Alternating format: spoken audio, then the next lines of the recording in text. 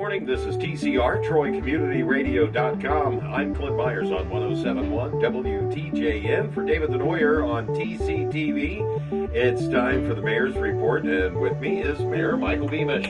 I am here, Clint. I am here, David, and I hope our listening audience is enjoying the opportunity to share a little bit about what's going on in Troy, Ohio, USA.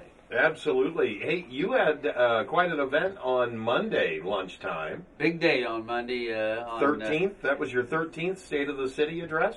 It's hard to believe. I've been honored and privileged to represent the city, and yes, that was my 13th State of the City address. We had a brochure put together. I called the nuts and bolts of what's happening and the successes of Troy. And it was in cooperation with our auditor, our president of council, Marty Baker, our auditor, John Frigge, and as well as our director of operations, Patrick Titterington. We all put our heads together, along with many, many other staff contributions, and put together a brochure that is available. It's available online on our website, www.troyohio.gov. And it's available in the office if somebody wants to stop by and pick up a copy of the brochure. I'm leaving one with you, Clint, so you'll have one available.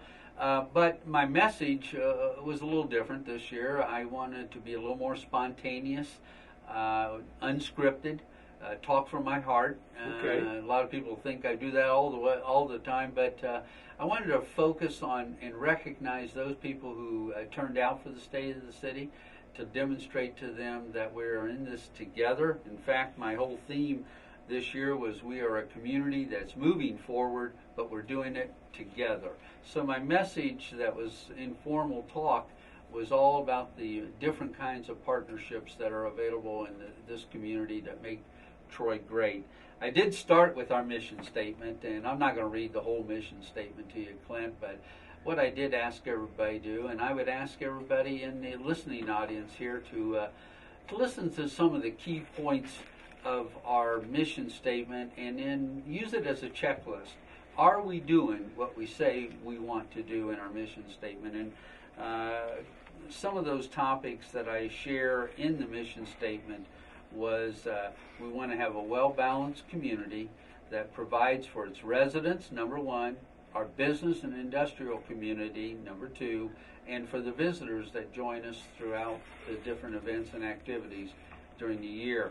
And then I want them to use as a checklist. Do we have a vibrant downtown? That's important to me. Do we have a growing economic base? Well, we can put checks next to both of those. Well, good, Clint. I want you to be the checker. And do we have a strong educational environment in this city and this county? Absolutely. Check and mark. Do we have plenty of recreational and cultural activities for people of all ages to enjoy? And that is an absolutely for sure. And the last one, do we have a grounded public-private partnership, people working together to make our community great? You know, some of the things that you hear in the news from other communities, well, if you just look at Michigan and the problems that they're having. We'll talk about that. With their water quality. Our water quality. Well, it's outstanding. Yes. And I would say, and I had one more checklist. Okay. See if this is true. Let's see if this is true. Okay. We as a community have strong financial stewardship and a strong financial base. Are we able to do projects that maybe other communities are not able to do based on our financial situation? Yes. You say check. Yes, absolute big check mark there. All we have to do is look at some of the projects that are underway. Yeah, thank you. And that's the economic development piece of things. And looking at our big business, looking at our vibrant downtown, you've already checked that off. And then looking at our big business and all the expansion efforts that go with our major businesses in Troy, tells us that they're here for a reason, and they're here to stay, and they're here to grow. And that means opportunities for people to workforce.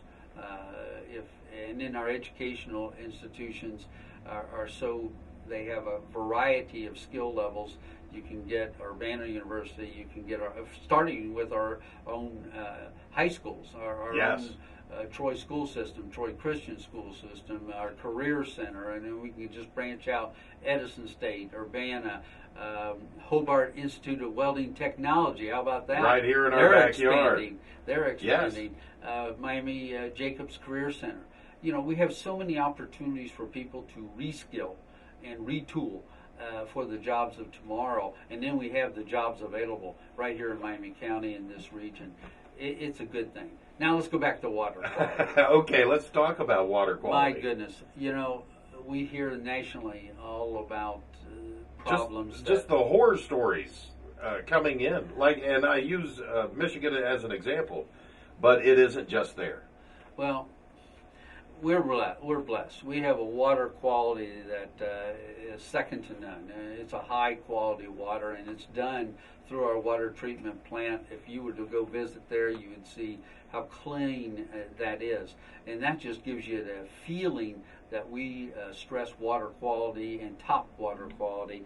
And then we go one step further. Troy's strict monitoring that we do daily exceeds the Ohio EPA standards. We think our water is as good as any. And then to think that we sit on top of one of the world's most prolific aquifers.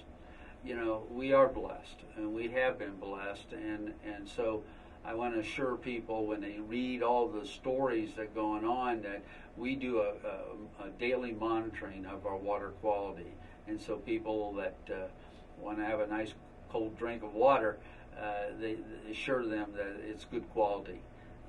So that was one of the things. And of course, our economic, you read in the paper about everybody wants jobs, everybody wants businesses. Well, you know, we've been able to retain and grow businesses and expand businesses in our community and through the county and through the region.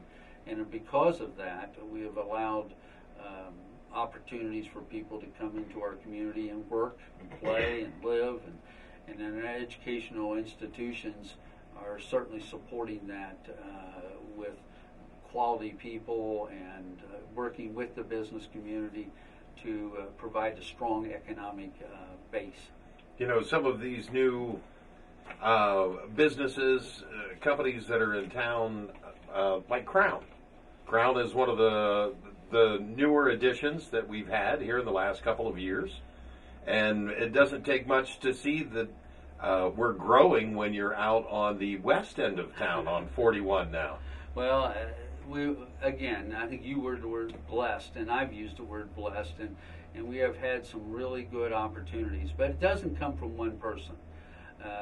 You know, it comes from a lot of folks who believe and want to move the city forward. And we have those different kinds of partnerships all through the community that see the value of working together and moving forward together. Well, and in looking ahead to moving forward, I see out on Washington Road our water system is growing again. Yeah, absolutely. Yeah, we've got some real big projects going, street projects, water tower projects, distribution projects, infrastructure projects.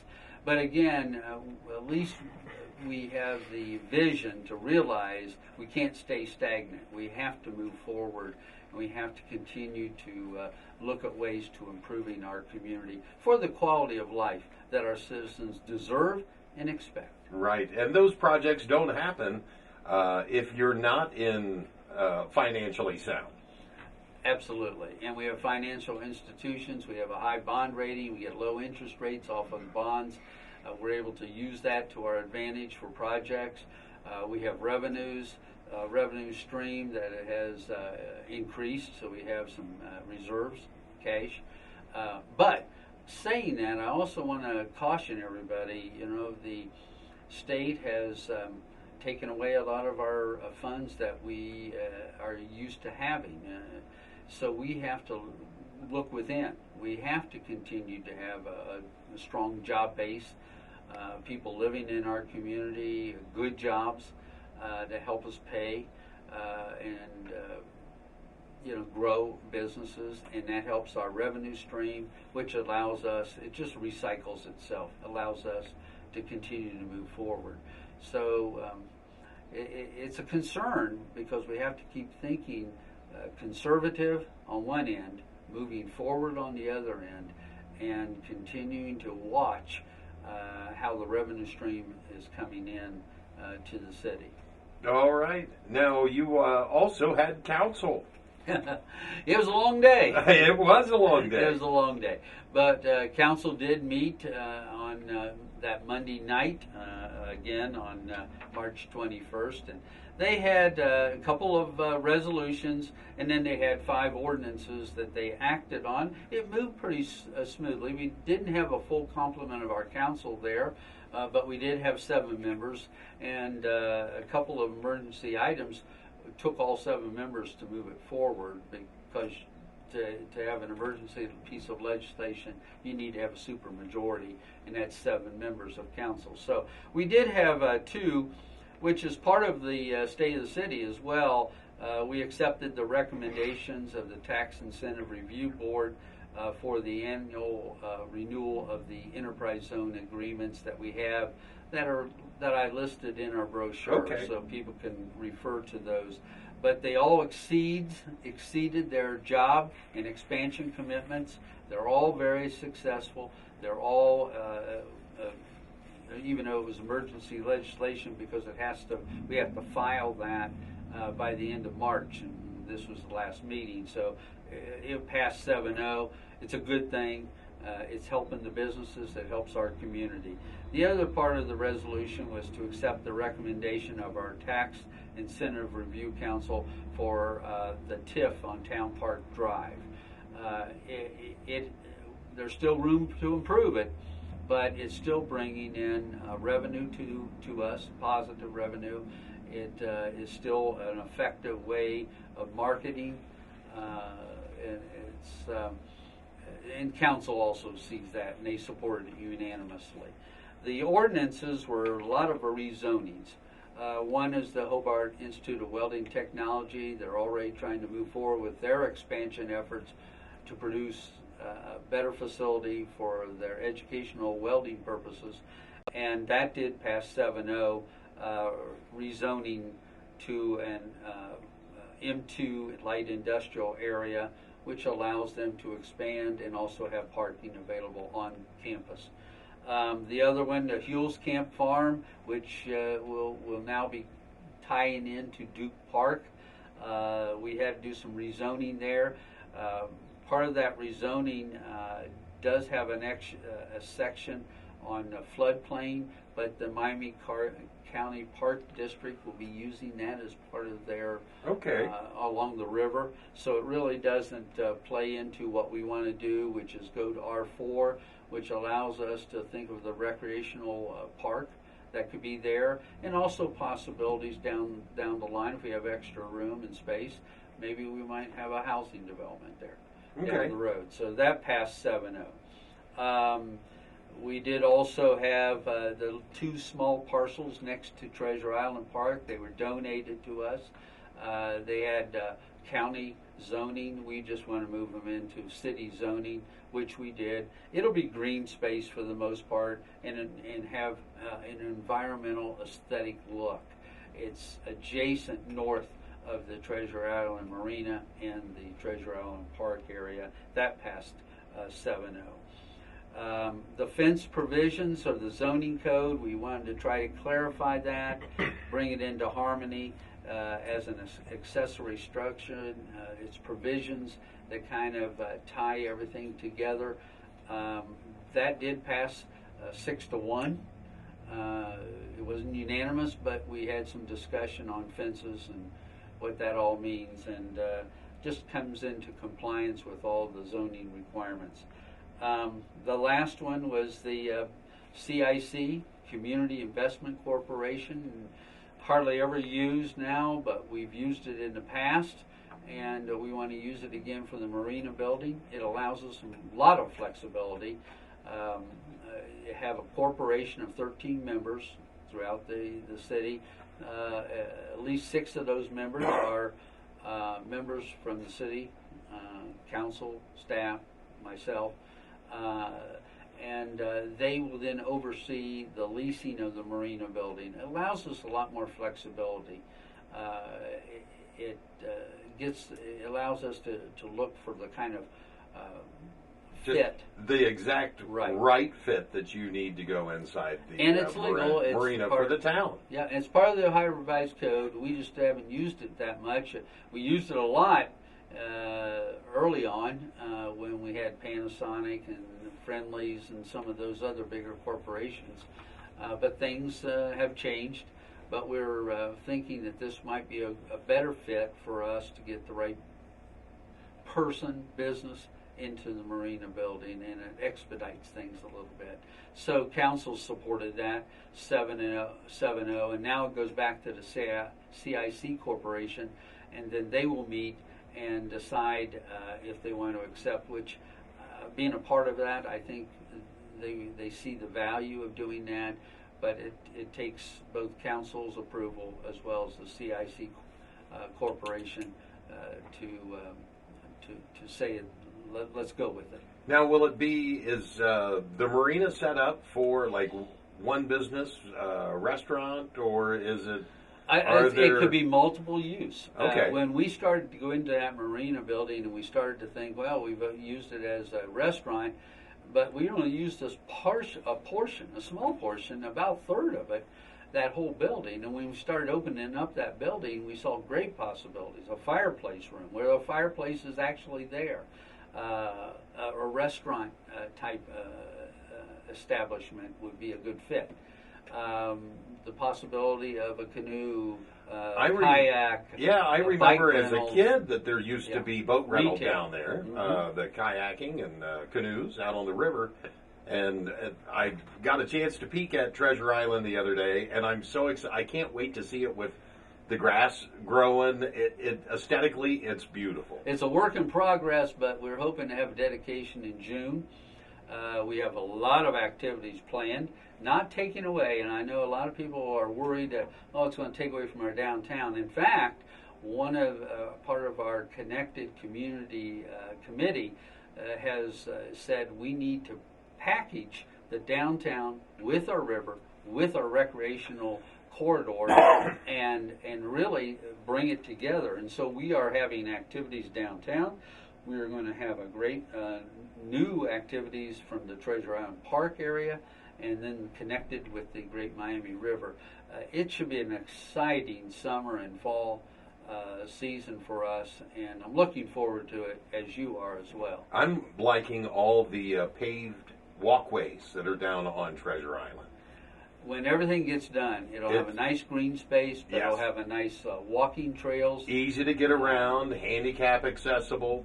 access to the river, which is exactly what we want to see happen. Bring back some of the old-time uses of the river, but kayaks, wellness activities, canoe, all those things are things that our millennials are wanting to do.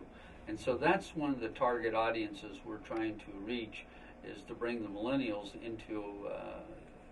into our park system and enjoy the amenities that I think add to our quality of life here in Troy, Ohio. I remember from the days of the hovercraft Yes. down on the river and levee Like banks. to see that come back as well. Yeah, and the skiing and the different activities that took place on the river. So it'll be great to see it wake back up again, so to say. That I'm looking forward to doing that, and we're trying to. It's just another avenue of activity that reaches a certain segment of our population, but for all ages. So we have the park system, great park system, each one with different kind of specialties like soccer fields and baseball fields and the stadium, the treasures, the golf course, so something for everybody. And now with Treasure Island, with the activities of bringing the river alive, from there allows for the canoes and the kayaks, and walking.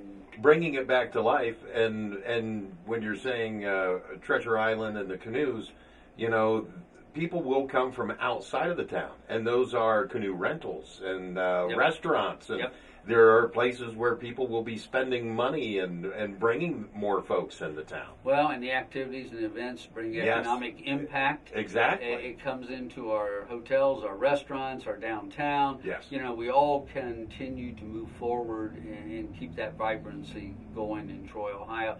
But I also say it reaches out to Miami County, and it goes even farther in the trickle effect to regional. We become a hub for certain activities. A destination. A destination. Thank you. That works perfect. Okay, Mayor, anything else you'd like to add in this? Well, spring cleanup. Yeah, we'll have a spring cleanup. It'll be sometime mid-April, and that'll allow you to put more bags of trash out for pickup. That's another service that we try to provide. And, you know, in the fall, we do a lot of leaf pickup, and we do different rounds, and that's when the leaves start to fall. Now they're coming into bloom again. But people start doing some spring cleanup. And the leaves are turning up out in the street, which isn't the leaf collection ended. Past. Yeah, we're past leaf collection. We are past.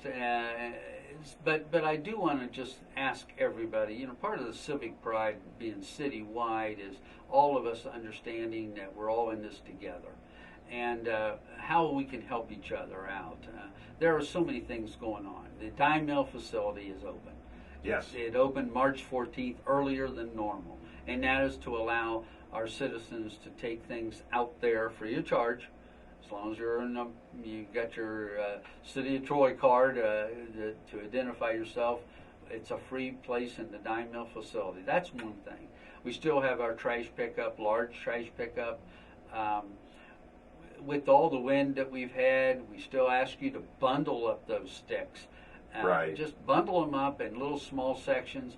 They can grab and go, grab and go.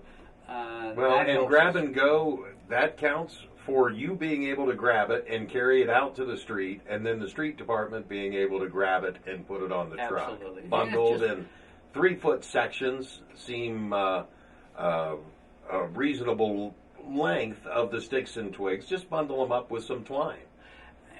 And while we pick up the leaves in the fall, because that's when they usually fall, we ask everybody if they're going to be having extra leaves that they found through the winter, and under the shrubs. Yeah, if they could put them in a tea bag, one of our tea bags. It's $1.25, but it carries a lot. You can put a lot of stuff in those bags. Another one, we can pick up, go, and keep moving down. It's more effective, it's efficient, it's a way of being part of a community. So there's a lot of ways to keep things clean, looking sharp. So we have the bundling. If you can bundle, that's an easy way of helping us. If you put them in the lawn care bags with the tea bags, I call them tea bags, that's another way we can grab and go. Dye mill facility, you can put it in the back of your pickup truck and take it out there to dye mill, or just bag it and take it out. The other thing is we're going to have that spring cleanup coming up, where we will pick up extra bags of trash that you have. So there's a lot of ways that our city services are trying to help our residents, but also we've asked our residents to help those who are trying to help us. Absolutely. So while we're all thinking spring, think of how you can also help out too, and keep all of that out of the street, and we'll get it to the dye mill facility. I would even add one more thing. As we're out doing our wellness walks, and we're walking around, if we could just take an extra bag with us, and maybe a plastic glove or something, and as you see trash along the way, blowing around, just pick that up, throw it in a bag, put it in your own trash containers, and then we'll pick that up. So you're also being a good citizen by also being taking your wellness walks. Or at that, if you're moving around downtown or you're getting your walk in downtown, you see trash, the big bellies are all the way around the squares. So. And they work. Yes, they do. They work. So those are just some ways as we start to think spring, and people are starting to spring house clean and yard clean. Those are things that could be a really good help to our service staff, our maintenance teams, our street crews, as they are doing their job as efficiently and as effectively as they possibly can. All right, Mayor. Anything else to add in this morning? That's What a lot. day! Happy Easter! And happy Easter. Happy Easter That's to all. right. This has been the Mayor's Report with Mayor Michael Beamish. I'm Clint Myers on 107.1 WTJN for David Denoyer on TCTV.